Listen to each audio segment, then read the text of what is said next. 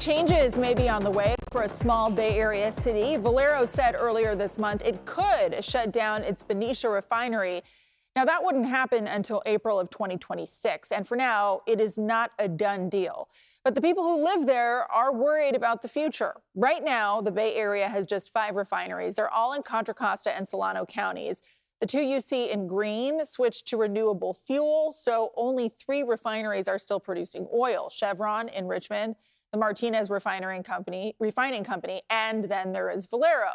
Now the Benicia community is coming to terms with this news. Valero Energy Corporation is the city's largest employer.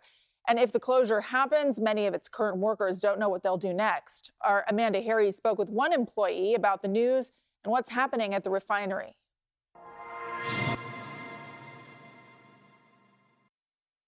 The Valero refinery has been a part of the Benicia community for more than 50 years. For the last 28 of them, Mark Felsosi has operated cranes at the facility. This is like my heart and soul. I'm very passionate about what's going on here. There's good people in there. There's good people that are going to lose their jobs. Felsosi says he's dodging a bullet. He already made the decision to retire this summer before Valero Energy Corporation's notified them that they're planning to either idle, restructure, or shut down the plant altogether. But many of his coworkers are still in limbo. It's a family atmosphere in there. We've all seen our children grow up. There's generations in there now working. Most of the people will either uproot and go to the other Valero refineries, or they'll go work throughout the state elsewhere. Valero is offering many of the employees jobs elsewhere, but Felsosi is concerned with the push towards green energy. There may not be enough work to go around.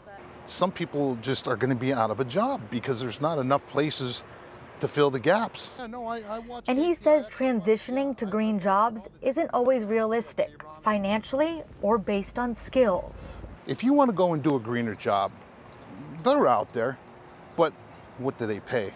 Again, as I stated, apples to oranges. And you just have to do a quick Google research and you can see the difference between a refinery worker and someone who does the solar panels and what have you. The refinery produces just under 10% of the state's gasoline, which could have an impact on gas prices. But it will have a bigger impact on Benicia. The refinery is Benicia's largest employer, as well as the city's single largest source of tax revenue.